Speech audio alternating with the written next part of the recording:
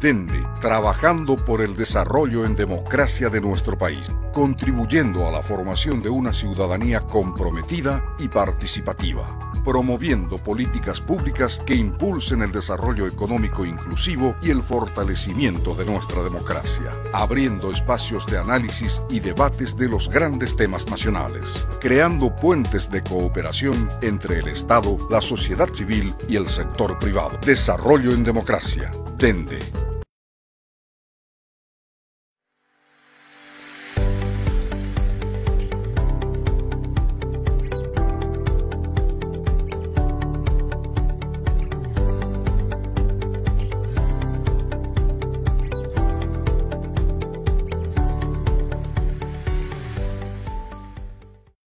Muy buenas noches, como todos los miércoles, bienvenidos a Plaza Pública Dende.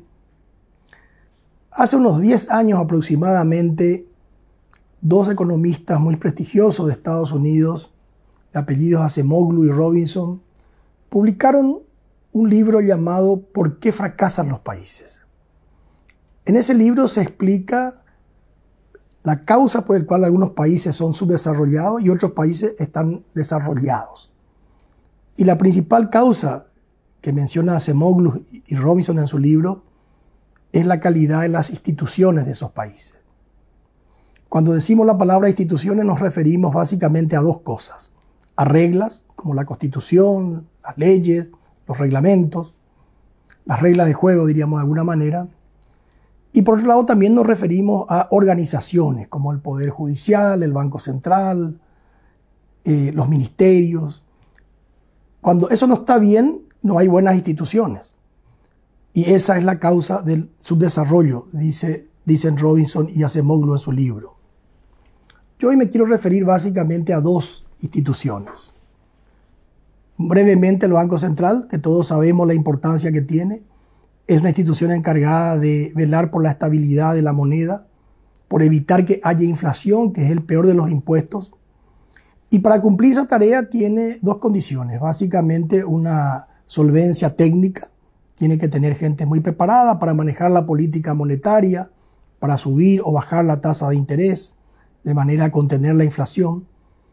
Y para cumplir la tarea tiene que ser independiente de los vaivenes políticos. Los políticos muchas veces quieren manipular las tasas de interés o quieren manipular la emisión de dinero porque tienen elecciones a corto plazo. Ese es el Banco Central.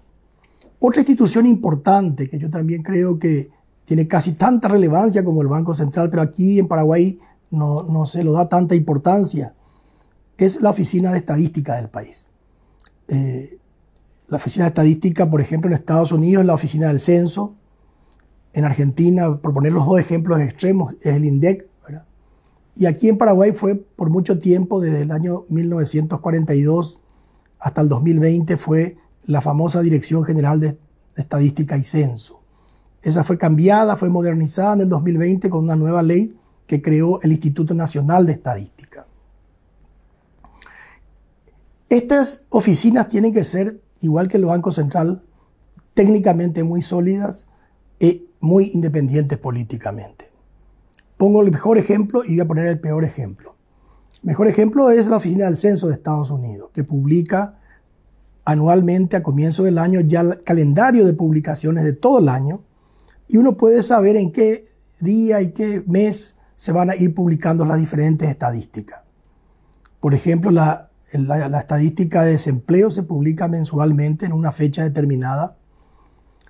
Y esa información puede coincidir con unos días previos a unas elecciones y los datos pueden ser muy malos para el gobierno que está disputando las elecciones, pero se publican porque es independiente. Bueno, eso hay que construir en Paraguay. Tenemos hoy con esta ley que crea el INE, que creó el INE en el año 2020, estamos comenzando a caminar en ese proceso de modernización y de fortalecimiento de esta institución importantísima, porque es la que nos provee datos. Y sin datos no pueden haber políticas públicas coherentes.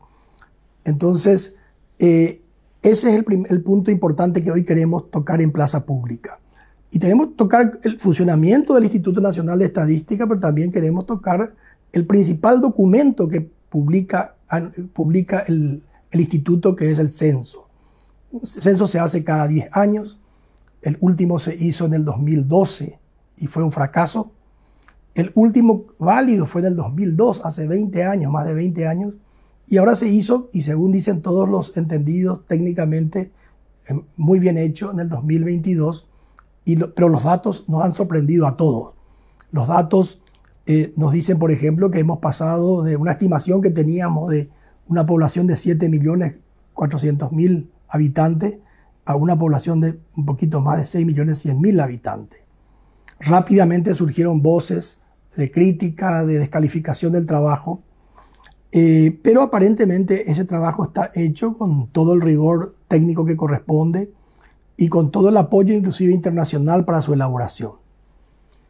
Para hablar de estos dos temas, el funcionamiento del Instituto Nacional de Estadística, la importancia que tiene, y para hablar del principal documento que es el censo, el reciente censo del 2022, hoy tenemos en esta hora de Plaza Pública a Iván Ojeda, que fue nombrado director por el gobierno anterior de Mario Abdo Benítez y fue ratificado en el gobierno actual de Santiago Peña, lo cual nos indica que Iván Ojeda es una persona que tiene el conocimiento necesario para dirigir este instituto tan importante. Con él vamos a hablar de estos temas, vamos a debatir este ascenso recientemente publicado y creo que ambas cosas van a ser de enorme utilidad para todos nosotros. Espero que disfruten de esta hora de Plaza Pública y muchas gracias por la presencia.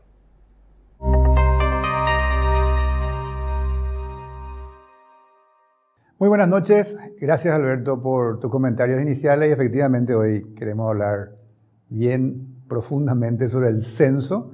Así que muchas gracias, Iván Ojeda, director del Instituto Nacional de Estadística, por acompañarnos esta noche. Hola, Jan. Es un placer estar aquí y un saludo a esa gran audiencia. Bueno, antes de empezar un poco, antes de hablar básicamente de los resultados preliminares del censo, tal vez preguntarte, Iván, y explicarnos un poco qué es el INE. Porque anteriormente teníamos algo que se llamaba la Dirección General de Estadísticas, Encuestas y Censos. Hoy tenemos una institución llamada INE. Explicarnos un poco cuándo nace el INE, cuáles son sus funciones, cómo funciona, cuál es su gobernanza. Danos un poco una explicación de lo que es el INE. Sí, el Paraguay ya tenía la ley más antigua y vetusta en materia estadística de la región. Nuestra anterior ley de la Dirección General de Estadísticas, Encuestas y Censos, como señalabas, databa de 1942, inclusive antes del guaraní. El guaraní se instaura en el 43. Entonces hemos hecho un esfuerzo para jerarquizar las estadísticas y lograr una ley, que esta ley está basada a su vez en un estudio que hizo la CEPAL de Naciones Unidas con el Banco Interamericano de Desarrollo a 14 países de la región y propusieron una ley genérica para aquellos países que quieren mejorar su legislación. Su legislación relativa al sistema estadístico. Al sistema estadístico. Entonces así nace una propuesta de modernización del sistema estadístico nacional y la creación del Instituto Nacional de Estadística. Esta ley incluye principios como, por ejemplo, el de independencia técnica. Así como el Banco Central tiene su autonomía, los institutos nacionales de estadística o las oficinas nacionales de estadística también tienen su independencia técnica, porque tenemos que salir con los datos de pobreza, con transparencia y claridad, independientemente de sea cual sea la coyuntura, o del desempleo, o los datos del censo, etc. Entonces, también esa ley tiene un componente de conceptos, en donde se explica, por ejemplo, lo que es el secreto estadístico, que constituye la base de cualquier sistema estadístico nacional, que constituye simplemente en que nunca se puede develar la identidad del informante. Esta es la manera en que los gobiernos tienen la información del ciudadano. Pero ni siquiera un juez puede ordenarnos que nosotros identifiquemos al informante de nuestra ley. Eso está protegido por ley. También, obviamente, tiene componentes como el manejo de datos electrónicos, que muchas leyes no tienen actualmente. Obviamente, habla de la creación del Instituto Nacional de Estadística con todas sus funciones, sus atribuciones, los objetos, digamos, de la ley, son sujetos de la ley, todas las personas jurídicas y físicas de la República. ¿Y esto se crea en qué año? ¿Esta ley se En aprueba el 2020. 2020. 2020. Algo muy nuevo todavía. Muy nuevo, la ley 6670 del año 2020. También esta ley moderniza el Sistema Estadístico Nacional, crea el Consejo Nacional de Estadística, que es un consejo liderado por la jefa de gabinete de Presidencia de la República, coordinado por el director de la Oficina de Estadísticas, y componen 12 instituciones del Poder Ejecutivo. 12. Más la Academia, más el Poder Legislativo, más el Poder Judicial. Y es un foro, no vinculante. Okay. Es de staff y es consultivo. Entonces ahí tuvimos ya la primera reunión histórica en la historia del país también, donde se aprueba el Plan Nacional de Estadística. Esta ley es una ley, modelo, y hoy estamos nosotros ya asesorando a otros países que también quieren jerarquizar a sus estadísticas a través de la modernización de sus leyes. Lo recomendable es actualizar las leyes como hacen los nórdicos cada 5 años. Nosotros lo hicimos después de 80. Y esto es una entidad entonces autárquica, es decir, no tiene una dependencia de ningún otro organismo del Estado. ¿O de quién depende? ¿Quién te nombra a vos, por ejemplo, como director? Nombra al presidente de la República. Okay. Se establece una duración de 5 años en el mandato, pero nosotros también incluimos que el presidente puede remover al director nacional cuando él considere, ¿verdad? Okay. Entonces ahora, en mi caso, yo tengo ya una ratificación del Poder Ejecutivo, el decreto 107 del 22 de agosto, en donde ratifica que yo sigo al frente de la Dirección Nacional. Entonces, es un ente autárquico. ¿Que tiene un propio presupuesto establecido en el presupuesto general de gasto de la Nación? Sí, estamos en el presupuesto de la Nación, designa al presidente de la República, pero no dependemos de ninguna otra institución. ¿Cuántas personas trabajan hoy en el INE? Actualmente 841 personas, pero por el censo, que nos hizo crecer muchísimo, ¿verdad?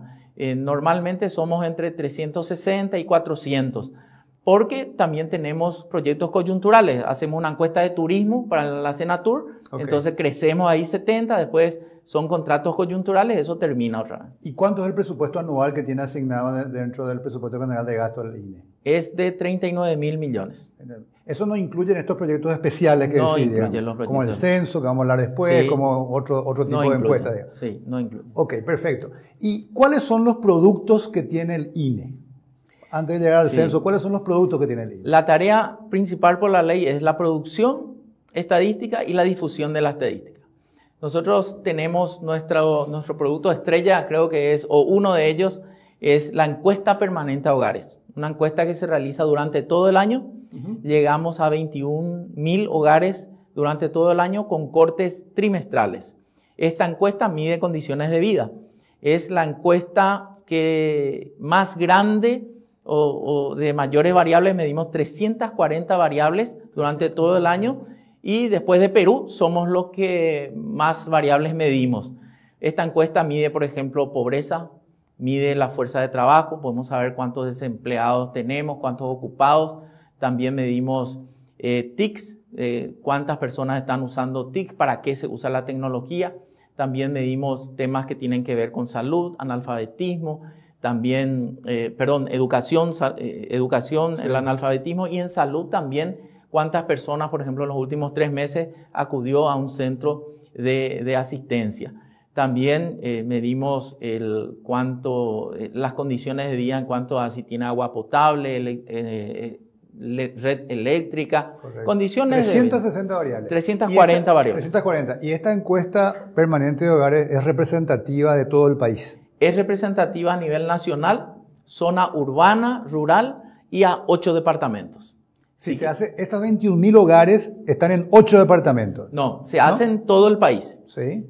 Pero la representatividad nos permite tener datos a nivel nacional, sí, y una desagregación urbana, rural, hombre, mujer, y también hasta 8 departamentos. ¿Por qué hasta 8 departamentos? Y por el tamaño de la muestra. Si queremos tener una representatividad de cada uno de los departamentos, tenemos que crecer mucho en muestra, y esto implica mayor presupuesto. ¿Y son 8 departamentos los principales? ¿Cómo se toman los 8 departamentos esos? No, yo puedo decir, la pobreza en el Paraguay afecta al 24%. Sí. Y después puedo tener cuánto afecta a los departamentos que tienen mayores muestras, ¿verdad? A 8 departamentos, ¿verdad? Okay. Si quiero tener una representatividad mayor, tengo que aumentar las muestras, ¿verdad? Imagínate, hoy el presupuesto aproximado en planes sociales o una parte de los planes sociales es de 370 millones de dólares. Y la encuesta permanente de hogares cuesta $1 millón al año. Entonces tenés esa inversión para monitorear el impacto de las políticas públicas del Paraguay en temas sociales. ¿Y esto entonces se hace cada 3 meses? Sí. Constantemente. Se realiza todo el año, pero con cortes trimestrales. Entonces así evaluamos lo que pasó en la fuerza de trabajo, por ejemplo, en el primer trimestre, en el segundo, en el tercero, en el cuarto. Okay. La pobreza se mide en el Paraguay hace 26 años, en el cuarto trimestre de cada año, desde su visión monetaria. Sí. Pero luego de 26 años y con la ayuda de la Universidad de Oxford, hemos logrado tener el índice de pobreza multidimensional. Otra dimensión además del ingreso para determinar la pobreza. Exactamente. Relativa. Una persona puede ser pobre o no pobre según sus ingresos, pero puede estar viviendo por encima de la línea de la pobreza, o sea, en términos sencillos, para que la gente entienda. Puede tener más de 26.000 guaraníes por día, que ya cubrió los costos de una canasta básica de consumo, pero sigue teniendo carencias. Claro. No tiene casa propia, no tiene empleo permanente, hay analfabetos en la casa, o hay niños trabajando. Puede ser no pobre en ingresos, pero pobre en vivienda, pobre multidimensional, ¿verdad? En otras dimensiones Sí, esto está basado en la teoría del goce de los derechos de Amartya Sen, premio de economía del año 98. Premio Nobel. Y que premio Nobel de economía del 98, que él decía que las vidas humanas sufren muchos tipos de vejaciones, maltratos, humillaciones, que tienen que ser analizados más allá de solamente el enfoque ingreso, sino un enfoque global. Entonces ese es un producto que constantemente se hace todos los años. Otro que hace constantemente... La inseguridad alimentaria, por ejemplo. Esa es otra encuesta. No, es la misma encuesta. No, yo te hablo de otro producto, además de la encuesta permanente de hogares, que el INE desarrolla anualmente, por ejemplo. Sí, dependiendo de recursos, hicimos la encuesta de turismo interno, receptivo y emisor. También realizamos la encuesta sobre situación de las enfermedades no transmisibles, ¿verdad? Pero esto ya son, Ministerio de Salud. Ya son proyectos que dependen, básicamente, el Ministerio de Salud necesita esto, tiene ese recurso seguramente, y le pide el INE que lleve adelante técnicamente la encuesta. Lo que es permanente es la encuesta permanente de hogares. Y por ejemplo, la medición de la inflación, que finalmente es también un mecanismo de tipo de encuesta, digamos. Eso también eso lo hace el Banco Central. Lo hace el Banco Central. Pero lo podría hacer el INE, porque eso incluso sería como más independiente, porque una de las críticas que muchas veces se escucha es que es como, bueno, como se encarga la política monetaria, también puede ser de alguna manera juez y parte. ¿Por qué no lo hace el INE, por ejemplo? En la mayoría de los países la hacen las oficinas nacionales de estadística. Nosotros tendríamos que fortalecer nuestro presupuesto para poder hacer, pero capacidad técnica hay de sobra para medir el IPC. De hecho que nosotros medimos para el Banco Central el índice de confianza del consumidor que publica el BCP, lo medimos nosotros. Ah, el índice de confianza del consumidor también, ok. Y ustedes tienen ya un equipo técnico bien formado. Bien formado y por sobre todo muy conectado a la región, porque en la Conferencia de Estadística de las Américas nos reunimos todas las oficinas de estadística de América Latina y una vez al año en Nueva York todas las oficinas de estadísticas del mundo se reúnen. El Sistema de Naciones Unidas tiene su máxima autoridad, el Consejo de Seguridad, después está la Asamblea de Países y después ya viene la Asamblea Económica, en donde la representación se da a través de las oficinas de estadística. Ok, entonces perfecto. Y entramos un poco a partir de esto en el censo. Eso probablemente es el trabajo más grande o digamos más importante que tiene una Oficina Nacional de Estadística, se hace cada 10 años. ¿Por qué se hacen los censos? ¿Qué es un censo primero entonces, Iván? Sí. ¿Cada cuánto y por qué se hacen cada 10 años? ¿Qué podés hablarnos del censo? La transición demográfica trae cambios que alteran la estructura base de la población. Okay. Estas estimaciones tienen que ser ajustadas para hacer frente En el Paraguay, por ejemplo, a los desafíos que tenemos en salud, en educación, en vivienda, en empleo. En términos sencillos, un censo nos dice cuántos somos, dónde estamos, cómo estamos, y el estudio que surge del censo nos dice qué necesitamos como país para estar mejor. Hablar de un censo es hablar de la mayor movilización que puede tener un país en tiempos de paz. Se realiza cada 10 años según la metodología, en primer lugar porque son operativos exhaustivos que implican visitar como mínimo 2 veces cada vivienda y por eso el costo. Y se realizan cada 10 años porque también en los periodos intercensales tenemos la encuesta permanente de hogares. Otros países que tienen más recursos a los 5 años hacen un conteo rápido de población. Esto se complementa también con registros administrativos, para que la gente entienda. Un registro administrativo es toda registración de observación o hecho que hace una institución pública con fines de control. Por ejemplo, estadísticas vitales. ¿Cuántos nacen? ¿Cuántos mueren? ¿Cuántos migran? ¿Verdad? Y el Ministerio de Educación, el Registro Único de Estudiantes. El Registro Único del Estudiante, muy fortalecido hoy día, que maneja el Ministerio de Educación. Entonces, esto se complementa. Un país cuando necesita información, ¿qué hace? Tiene fuentes tradicionales de información. Los censos, las encuestas y los registros administrativos. Estos registros administrativos los hace cada ministerio, ¿verdad? Sí. Pero comparte con el INE. Tienen que darle, digamos, los resultados. Ustedes manejan los resultados de, qué sé yo, estadística de nacimientos, de defunciones, del RUE del Ministerio de Educación. ¿Ustedes lo tienen? Sí. La ley viene un poco a ordenar la casa y decir que lo que pretendemos es una centralización normativa y una descentralización operativa. No es que el INE va a hacer todas las operaciones estadísticas, pero sí nosotros coordinamos con la Mesa de Estadísticas Vitales y nosotros publicamos estadísticas vitales. Coordinamos con el Ministerio de Tecnología y tenemos nuestra encuesta de TICS. O con el Ministerio de la Juventud y publicamos nuestros datos de juventud. Claro, pero ningún ministerio puede quedarse con esos datos. Tiene que compartirlos centralmente con el INE. Claro, claro. Y viceversa. Nosotros también en el sistema compartimos la información siempre dentro del secreto estadístico, sin develar al informante, ¿verdad? Correcto. Y bueno, y hablamos un poco más del censo entonces. ¿Cómo empieza esto? ¿Por qué decís que tienen que hacerse 2 recorridas? ¿No hay acaso un día nomás el censo y va la gente y te hace las preguntas en un día? El censo es un proyecto, en el caso de Paraguay, de 5 años. 5 años. 5 años. Lo primero que se hace es, una vez que tenés el financiamiento y organizaste los equipos, vas al territorio y haces un punteo o una verificación de todos los edificios que tiene la República del Paraguay. Completo, en todo el país. Completo, en todo el país. Y georreferencias. Con eso vos ya sabes cuál es tu objetivo para llegar. Y se registra también el jefe del hogar.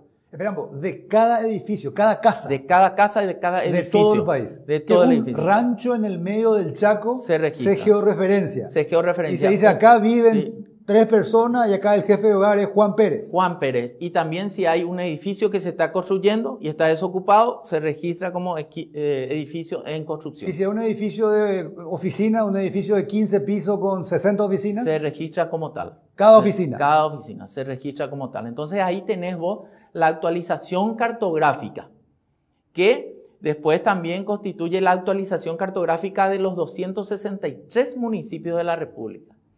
Recorrimos los 263 distritos, los más de 8.000 barrios que tenemos. 8.000 barrios en todo el país. En todo el país, ¿verdad? Y georreferenciamos los edificios. Tenemos el inventario de edificios según el servicio, si es salud, educación, también seguridad. Si es vivienda, si es oficina, si es industria, si es comercio. Completo ese dato se hace previamente. Previamente. Con eso vos tenés, te permite hacer la segmentación. Partimos después del Paraguay, la división política del Paraguay es 17 departamentos más Asunción. Nosotros partimos eso nuevamente en 33.000 zonas.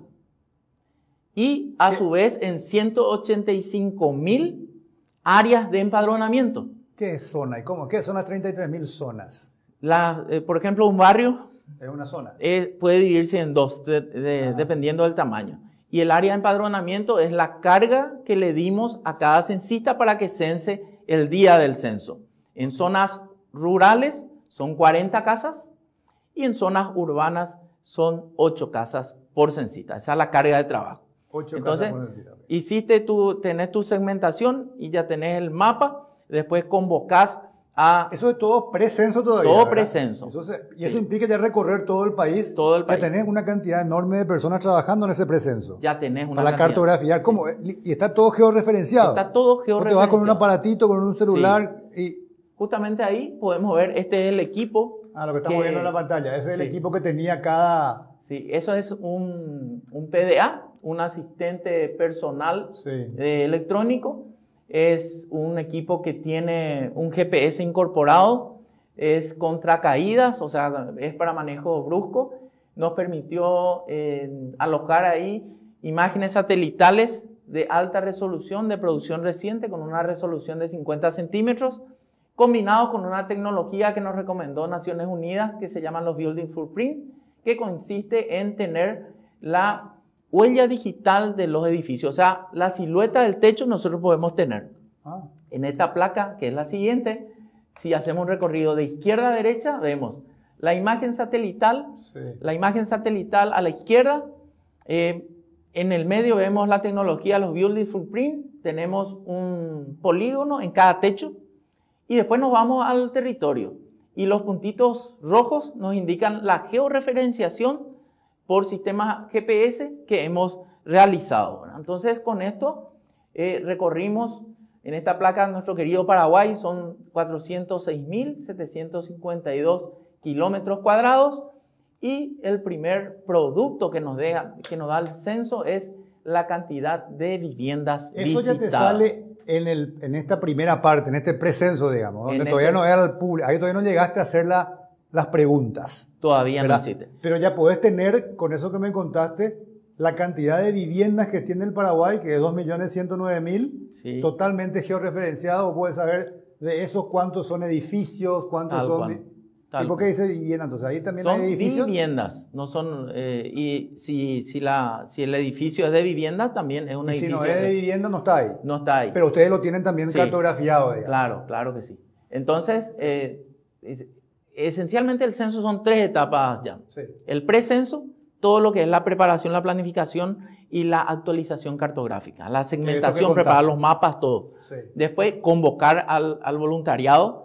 Nosotros hicimos una convocatoria. Pero, perdón, en ese trabajo cartográfico no hay ya también un montón de personas Sí. que tienen que ir con ese aparato que nos mostraste, el PDA, a sacar la foto, a ver. Ahí no tenía un ejército de 500 personas que trabajaron 7 meses. Y con 500 personas en 7 meses ya cubriste Sí, todo el país. Cubriste todo el país. Cubriste todo el país. Ok, entonces Sí. esa es la primera parte. Sí. Después está el levantamiento censal, obviamente. Y la tercera etapa del censo es la etapa post-censal. En este levantamiento censal es donde vos tenés mayor cantidad de gente, digamos. Sí. Ese fue el día, miércoles, El día declarado miércoles. feriado, en Sí. noviembre del año pasado. 9 de noviembre 9 de noviembre. del año 2022. Entonces hicimos una ley especial gracias al Parlamento Nacional. Paró el país 12 horas. Y en las 12 horas lo que se pretende es tener la mayor cobertura posible. No hay país en el planeta que llegue a un 100%. Y mucho menos en un día. Pero por eso se hace posteriormente un periodo de recuperación, en donde llegamos a las casas que no se visitaron. Pero siempre la referencia es ¿dónde estuviste el 9 de noviembre? ¿Verdad? Entonces se asocia al 9 de noviembre.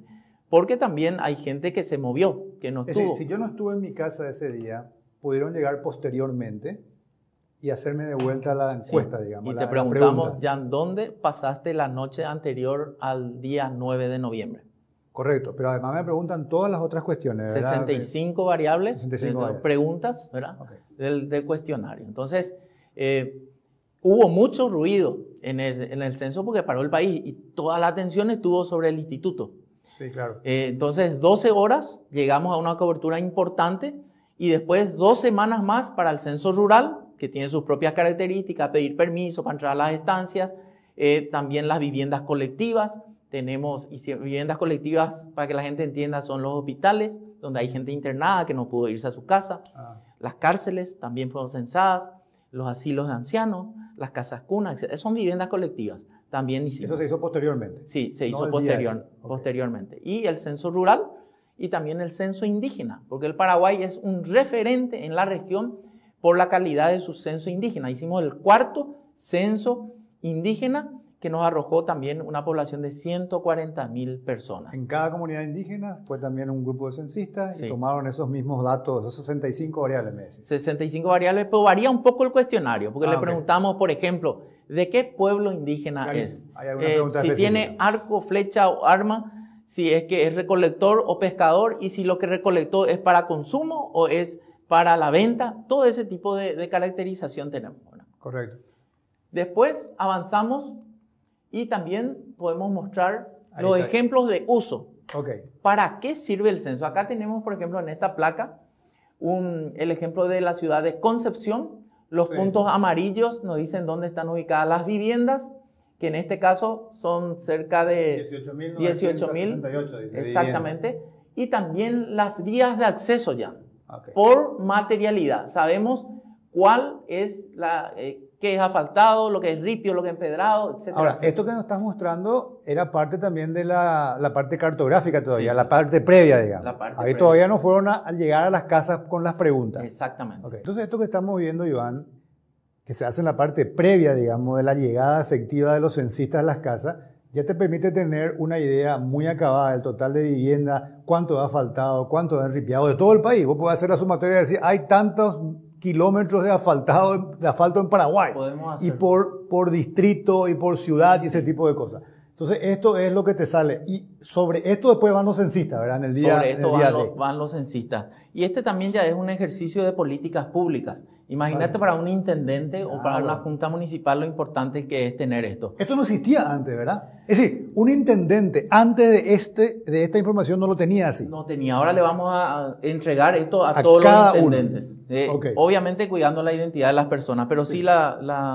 Este tipo de cosas, la cartografía, Sí. por Esto ejemplo. es la zona rural. También vemos como en el Paraguay tenemos una característica. Las viviendas van al camino y no el camino a la vivienda. Te das cuenta que en el interior, toda sobre la ruta está la población, Correcto.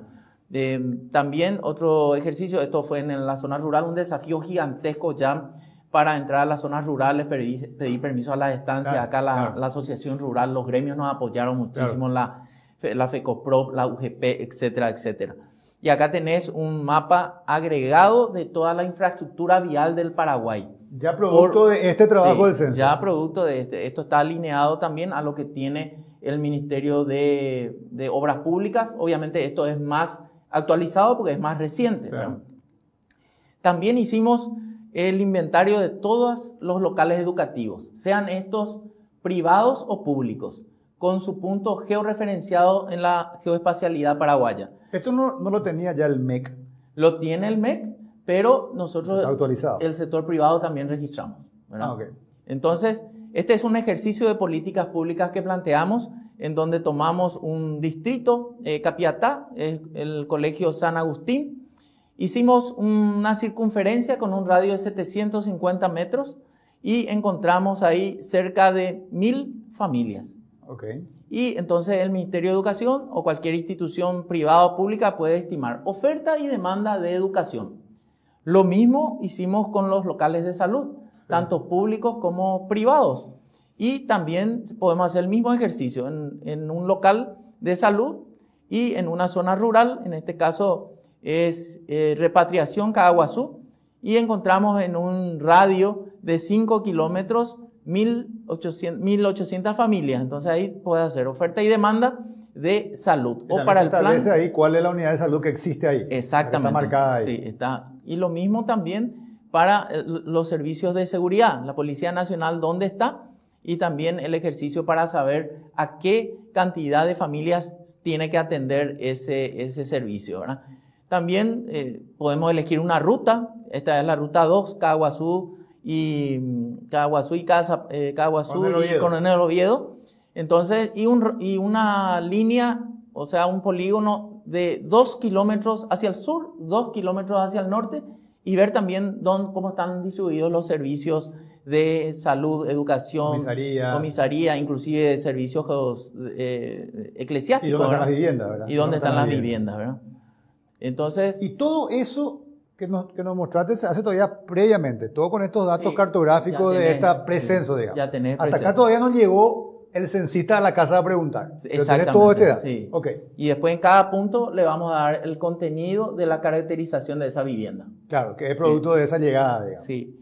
Podemos ver la evolución de viviendas también. Hay zonas que se están vaciando en el Paraguay, pero hay zonas que están creciendo. Por ejemplo, Paso de Oro en Upané. Vemos el polígono que elegimos en el año 2002. El precenso nos decía que habían 420 viviendas. Para el 2012 regresamos al mismo lugar. Encontramos 700 viviendas. Y después también volvimos a irnos en el 2022 y encontramos ya 2.400 viviendas. Pero esto no implica que haya un crecimiento de población en la misma magnitud. Porque los hijos se independizan. Pero hay menos gente por hay vivienda, menos gente por ejemplo. por vivienda. Ahora, te quiero hacer una pregunta ahí, porque me hiciste una comparación 2002, 2012, 2022. Los 3 años donde tuvimos censo. Sin embargo, al parecer en el 2012 no tuvimos un censo bien hecho. ¿Cómo entonces puedo utilizar información del 2012? Porque el precenso fue muy fuerte, fue importante, el precenso. Ahí no tuvimos problemas en el 2012. No hubo tantos problemas allí. Pero el censo propiamente, esa recuperación de la información, tuvo una omisión muy alta. Se llegó solamente a un 76%, cuando lo ideal es pasar el 90%. Entonces, es decir, solamente un 76% de las viviendas fueron encuestadas. Sí. En el 2012. Del 2012. En el 2012. Cuando la regla la regla dice que por lo menos tiene que ser el 90%. Nunca llegamos al 100%, pero con el 90% ya se puede considerar válido o robusto un censo. Robusto un censo. Entonces en 2012 no llegamos a ese mínimo de 90, llegamos a 76. Sí. 2002 sí estuvimos en torno al 93%. 93%. Sí. ¿Y 2022? En torno al 94%. 94%. Entonces se considera que esto cumple ese requisito. Muy robusto. Sin embargo, puedo hacer estas comparaciones porque en el 2012 sí el precenso, donde se hace este recorrido cartográfico y todo eso, sí se hizo bien. Sí se hizo bien. Okay. Es muy sólido. Entonces ahí puedo hacer la comparación. Sí, lo que quedó. Después tenemos otros ejemplos, ¿verdad? Pero quiero avanzar un poquito más por el tiempo. Sí. Estos son resultados. Sí, hablemos un poco de los resultados. Asumiendo entonces que el censo 2022 sí cumple los requisitos metodológicos mínimos, particularmente esa cobertura que fue del 94%, se hizo muy bien la parte previa cartográfica, podemos considerar entonces que los resultados son lo que reflejan la realidad. Porque hubo ahí una serie de ruidos también, por supuesto. Son lo más cercano a la realidad. Claro. Y una salvedad acá importantísima. Después de 21 años de que el Paraguay tenga datos de proyecciones, que nos decían que éramos más de 7 millones, hoy tenemos datos ya no de proyecciones, sino el resultado de un operativo de campo, que es lo más sólido, si se hace bien, que puede tener un país, porque tiene un rigor científico. Esto está validado, se hizo con un crédito del BID. El componente BID tiene un componente técnico que no te permite avanzar si no concretas los objetivos, y también tenemos observadores internacionales. Es decir, hay validación de la metodología y de todo esto que estamos diciendo. Por supuesto. Por terceros, digamos. Hay por pares evaluadores, si queremos. Pares evaluadores, y no solamente eso. Primero hicimos un comité técnico de población. Le invitamos a 12 instituciones formuladoras de políticas públicas, entre ellos Ministerio de Salud, Educación, Vivienda, etcétera. También agencias internacionales del Sistema de Naciones Unidas y otros organismos internacionales independientes, y también investigadores independientes de nuestro medio. Y con ellos hicimos una serie de validaciones. Y todas salieron, digamos, positivas. Positivas. Perfecto. Entonces, pero no nos quedamos con eso, porque esto es muy importante. Ahora queremos que no quede ninguna duda sobre los resultados del censo. Entonces, con la ayuda del Sistema de Naciones Unidas, el Fondo de Poblaciones, le pedimos a ellos que nos ayuden a conformar un comité internacional de revisión técnica del censo. Vamos a tener a gurúes de la demografía mundial revisando nuestros datos. Eso va a ocurrir ahora. Desde octubre, si Dios quiere, vamos a estar trabajando. Van a tener un primer informe en unos meses y un informe final después. Para validar totalmente, digamos, la confiabilidad de esta de lo que se hizo. No queremos que quede ninguna duda sobre lo que esto es, porque es un proceso científico y puede ser verificado. Puede ser verificado. Entonces lo que estamos diciendo es que todo lo otro, que eran proyecciones, bueno, sufrieron modificaciones. No resultaron exactas o se alejaron bastante en algunos casos. Esas proyecciones, vamos a ver por qué, pero eso es lo que podemos decir hoy. Sí. Eran proyecciones, estaban equivocadas, este número que tenemos hoy es lo que responde a la realidad porque tiene una verificación técnica, científica, sólida, metodológica, y esto es lo que hay que considerar como válido. Y el censo 2012 tuvo muchas dificultades. Por lo tanto, imagínate, las proyecciones no se pusieron a arrancar en el año 2010 o 2012 porque nadie se animó a tomar los datos de población. Entonces, nos fuimos 10 años más atrás. Seguíamos usando proyecciones del 2002. Del 2002, como año base. Y en estos 20 años habían algunos supuestos en la proyección que no se cumplieron. Y contanos un poco entonces los resultados y explicarnos esos supuestos. Los resultados preliminares, este es otro término que hay que cuidar, son resultados preliminares. Estas cifras pueden variar un poco, pero ya no va a variar mucho. Claro. Nos dicen de que en el Paraguay somos aproximadamente 6.109.644. Claro, esto puede variar un poquito más, pero ya no tanto. Y tenemos 2.109.864 viviendas. Mitad hombres, mitad mujeres aproximadamente. Mitad hombres. Hay levemente más hombres que mujeres. 48.000 nada. Es la única ocasión en donde los hombres son levemente superiores numéricamente a las mujeres, porque en todos los ámbitos de la vida las mujeres son mucho más superiores, sí, siempre, en todo. Sí, acá entonces vemos la distribución de la región oriental, vemos que el departamento de Central sigue siendo el más poblado, con casi 1.900.000 personas, el departamento de Alto Paraná con casi 740.000 personas. Después en el sur, por supuesto, Itapúa, y en el norte San Pedro es el más poblado.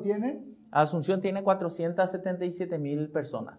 Hicimos también ya un seminario internacional con 9 países y lo que está pasando en Paraguay está pasando en todo el mundo. Por ejemplo, las capitales del mundo son expulsoras de población, porque muchas veces es costoso vivir en la capital. Okay.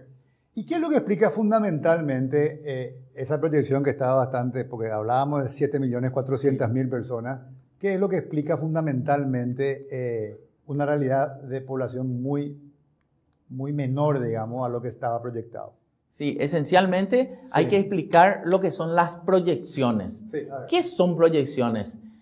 Las proyecciones de población son ejercicios matemáticos que toman los que nacieron, los que murieron y más o menos migración. Okay. Con esos 3 elementos se estudian 4 censos para atrás y se hace la proyección. Pero se hacen algunos supuestos. Y los supuestos, por ejemplo, de la fecundidad, ¿cómo se va a comportar? Claro. Nuestras abuelas, nuestras bisabuelas en los 50, 60 tenían 5 hijos. Claro. Hoy las mujeres tienen durante su vida fértil en promedio 2,5. Claro, y mi proyección antes decía que era un poco más que eso. Ya se suponía erróneamente. Y también esa proyección se aplicaba a una población de mujeres que no existía. Ah, ok. Porque era menor. Sí, y esa es una de las validaciones que hicimos. ¿Cuántas mujeres en el Paraguay de 15 a 49 años de edad existen? La encuesta permanente de hogares nos decía que 1,5 millones, coincidente con lo que nos sale en el censo. Y las proyecciones nos decían que tenía que haber 2 millones de mujeres. Pero si yo ya tenía la encuesta permanente de hogares diciéndome un número, ¿por qué no le hacía caso a la encuesta permanente de hogares para proyectar? Porque necesitas un censo justamente para validar las señales que estás teniendo como país. Yo no puedo usar la encuesta permanente de hogares como base para proyectar. Claro que podés usar, pero cuidado, tenemos que tener una evidencia muy sólida, como un censo, para anunciar lo que estamos anunciando. Y la evidencia más sólida del censo era el 2002. Era hace el 20 2002. Entonces, el primer tema es fecundidad. Una menor fecundidad En Paraguay. Ahora es 2.4 más o menos. Hijos por y digo mujer. más o menos porque seguimos estudiando. ¿Y hace 20 años era cuánto? 3,8. 3,8. Sí. Un cambio fundamental. Primer punto. Segundo punto, la mortalidad. Tuvimos una pandemia. ¿Quién iba a saber que iba a haber una pandemia en el año 2020 en el Paraguay o en el mundo? Entonces claro, también tenemos una sobremortalidad. Pero fue tan grande porque no estamos hablando de 16.000 personas. Sí, es la sobremortalidad. Pero es uno de los factores que también se analizan y se estudian. Otro tema que en los 20 años sucedió es la migración. ¿Qué pasó en estos 20 años? Cuando que las proyecciones estimaban para el año 2025 un saldo migratorio de 0. ¿Qué es saldo migratorio? La gente que entró menos la gente que salió. Sí. El efecto neto de 0. Es neto. Pero lo que vimos en los 20 años es que hay un saldo migratorio de 500.000 de paraguayos y paraguayas. Salieron de Paraguay en términos netos 500.000. Muy bien dicho, en términos netos. Y la migración tiene rostro de mujer. Entonces, las madres potenciales salieron en gran cantidad del Paraguay y eso implica que por cada madre potencial que salió del país, perdemos en promedio 2,5 nacimientos. Claro. Y si vos estás multiplicando tu tasa de fecundidad por una población de mujeres que ya no está en el país y que está sobreestimada encima, obviamente que tus proyecciones se van a ir. Bueno, eso es lo que explica básicamente esa diferencia fundamental. ¿Qué otra diferencia grande existe en función a proyecciones y realidad? Además de la cantidad de población. Y los tres factores son los que se analizan en las proyecciones. La mortalidad, ¿verdad? Ahí también teníamos unas proyecciones. Sí, teníamos algo. ¿Cuántas personas nacen y mueren en Paraguay anualmente, de acuerdo a lo que hoy sabemos? Muy buena pregunta. Las proyecciones decían que en el Paraguay nacían 149.000 bebés por año. Morían 35.000 más o menos. Y morían más o menos 35.000. El Ministerio de Salud, y esta es otra prueba que hicimos, le pedimos al Ministerio de Salud, queremos ver sus estadísticas vitales. ¿Cuántos nacen en el Paraguay? Porque el Ministerio de Salud avanzó muchísimo en estadísticas vitales. Son muy robustas las cifras. Y ellos nos dicen, nosotros no encontramos más de 80, 90, 105.000 nacidos por año, dependiendo del año.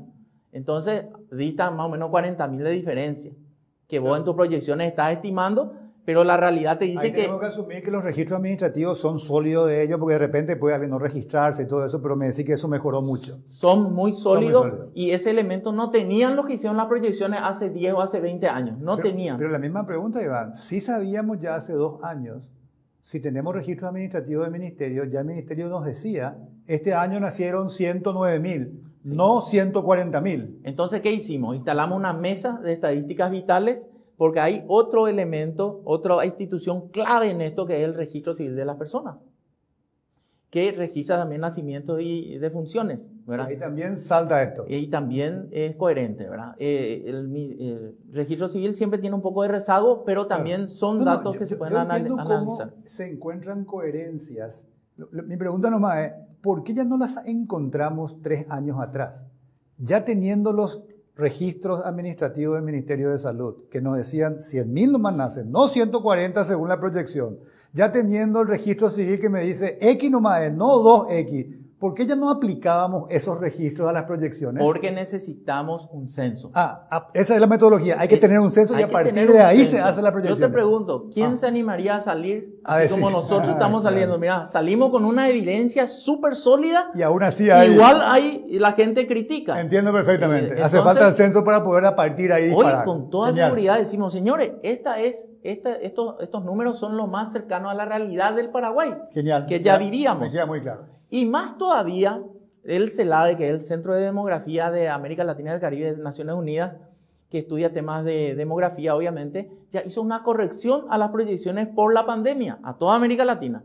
Y dijo, en el Paraguay son 6.700.000 para el año 2020. Ya hizo una corrección. Hizo otra corrección. La esperanza de vida, que es la placa que estamos viviendo, hizo una corrección de esperanza de vida, bajando 1 año la expectativa de vida en el Paraguay. Eso se compadece lo que salió del censo, porque esto es una proyección del CELADE. Esto se va a estudiar ahora. Todavía no tenemos datos preliminares. Okay. Vamos a estudiar 65 variables y 20 temáticas. Esto es solamente una proyección de otra institución, no es el censo. Internacional, tal cual, ¿verdad? Entonces, otro dato interesante es contar que ante también la duda, nosotros lo primero que hicimos una encuesta poscensal. Una encuesta Poscensal, ¿verdad? Porque cuando empezamos a ver las diferencias, nosotros también nos sorprendimos. Entonces dijimos, veamos cómo estamos de cobertura. ¿Qué es una encuesta postcensal? Es ir nuevamente a todas las casas, verificar que se haya hecho. Y hacer una encuesta y preguntarle, ¿este hogar se censó sí o no? Ah, y eso nos da la seguridad de que llegamos al 95%. 93,7%. 94%. 94% de los hogares sí nos dijeron, sí, acá nos censamos. Correcto. Hay una omisión de 6%. Sí. Hay gente que nos dicen, a mí no me censaron.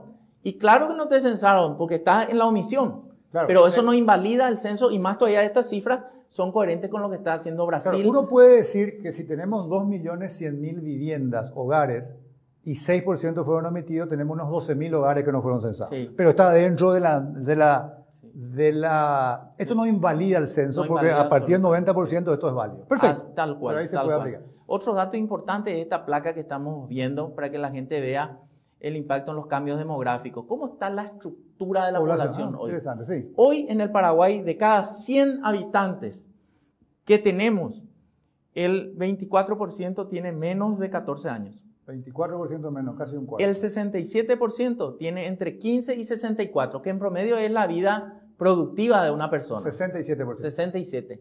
Y el 9% aproximadamente más de 65 años. Correcto. Pero ¿cómo estábamos en 1950? Los menores de 14 eran el 44%, hoy son casi la mitad. Los que están en edad productiva en los 50 eran el 52%, hoy en 67%. Y los adultos mayores, de un 3% fuimos a casi un 9%. Entonces, seguimos creciendo. No es cierto que dejamos de crecer. Eso no es cierto. Seguimos creciendo a una tasa de 0,89, pero en una desaceleración importante. Hoy, eso es importante. Hoy la tasa de crecimiento poblacional es de 0,89%. Y es un muy buen dato, porque también clarifica y evidencia que el censo se hizo bien. Porque en la región, ¿cómo estamos? Brasil acaba de terminar su censo, dice 0,5 de crecimiento. Argentina, que paga por subsidio a hijos, está en 1,4. Uruguay ya está muy por debajo, porque ya están por debajo de la tasa de recambio, ¿verdad? Pero los datos están... consistentes a lo que ocurre un poco en la región. Pero muy lejos de lo que pasa en Europa ya. En Europa, Alemania ya dejó de crecer. ¿Por qué todo el mundo se fue a España? Porque España dijo, nos quedamos sin mano de obra, claro. Señores, vengan. Y se fueron 106.000 paraguayos a España, paraguayos y paraguayas, y el 64% fueron mujeres. Ok. Bueno, realmente nos estamos quedando sin tiempo, Iván, pero muy interesante todo lo que presentás. Me gustaría un poco recapitular algunas de las cuestiones. Entonces, esto nace del INE. Yo creo que es muy importante destacar, digamos, la función que cumple el INE, el Instituto Nacional de Estadística, en cualquier país, porque necesitamos realmente datos estadísticos confiables, robustos, que orienten la definición de políticas públicas. Nosotros tenemos entonces a partir del 2020 una institución nueva, con una ley, digamos, bastante moderna, que cuida de los criterios principales que se tienen que tener en cuenta en un instituto de estadística. Independencia técnica, esa es una palabra clave, no depende de ninguna otra institución. Todo lo que sea el tema, digamos, de, ¿cómo le llamaste? Los secretos, ¿no es secreto? Sí, el secreto estadístico. El secreto estadístico. Cuidar la identidad del informante. Exactamente. Entonces, digamos que hay una serie de factores que son muy sólidos con respecto a la institucionalidad hoy del INE. Un INE que recibe un presupuesto del Estado que está alrededor de 39.000 millones de guaraníes, un INE que hoy tiene un producto estrella que se hace anualmente con cortes trimestrales, que es la encuesta permanente de hogares, que es una encuesta representativa que toma 340 variables de pobreza, de vivienda, de salud, de educación, de actividad, ese tipo de cosas, y que se hacen cortes trimestrales. Esto se hace anualmente y esto nos genera un grupo de información bastante importante sobre el cual se pueden tomar también decisiones de políticas públicas, digamos. También el INE puede y hace otro tipo de encuestas en función a ciertas necesidades, encuestas de turismo, encuestas que tienen que ver con temas de salud, eso ya en arreglo o en acuerdo, mejor dicho, con las diferentes instituciones. Y el INE también de alguna manera centraliza la información que existe de registros administrativos que puede tener el Ministerio de Educación con el RUE, el Ministerio de Salud con los registros que tiene y otras instituciones. Los centraliza de manera que pueda manejar la información. Y uno de los trabajos más importantes que le ha tocado hacer al INE básicamente es el censo. El censo que tiene una importancia central porque el censo que se hace cada 10 años por lo que implica básicamente, no tuvimos un resultado válido en el 2012 porque no se llegó al 90% que suele ser o que se considera, digamos, el mínimo requerido para poder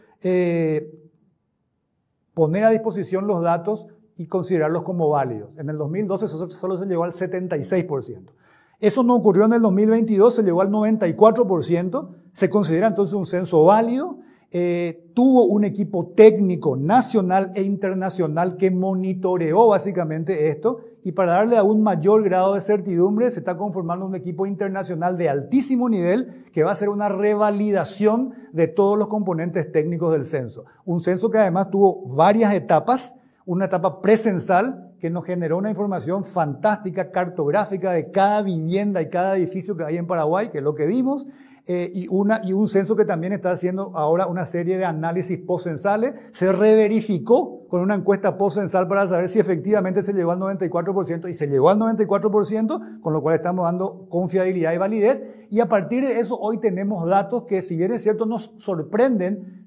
Por ejemplo, la proyección poblacional, que hoy somos, de acuerdo al censo, 6.100.000, cuando pensábamos en base a proyecciones que éramos 7.400.000, pero eso se daba porque las proyecciones que se tomaban como base y supuestos a lo que pasó hace 20 años. Claramente la estructura demográfica fue cambiando. Por ejemplo, temas claves como el tema de hijos por mujer, que estábamos más de 3, hoy estamos en 2.4, me estás explicando, o la migración, que en términos netos en los últimos años significa 500.000 ciudadanos nuevos que están fuera del país. Eso es lo que explica básicamente ese error en las proyecciones, que hoy tenemos una información sólida, nueva, y sobre el cual vamos a empezar a construir seguramente otras nuevas proyecciones. Excelente síntesis. Lo último. Sí. Datos finales del censo en el segundo trimestre del año 2024. Segundo trimestre de 2024 vamos a tener los datos finales. Que van a ajustar esto, y van a presentarnos seguramente algunos otros datos mucho más profundos. Y a finales del año vamos a tener las 20 temáticas, lo que pasó en fecundidad, mortalidad, migración, vivienda, etcétera, etcétera. Estas variables que fueron censadas. Sí. Bueno, muchísimas gracias, Iván, por tu Jan, presencia. Muy buenas noches.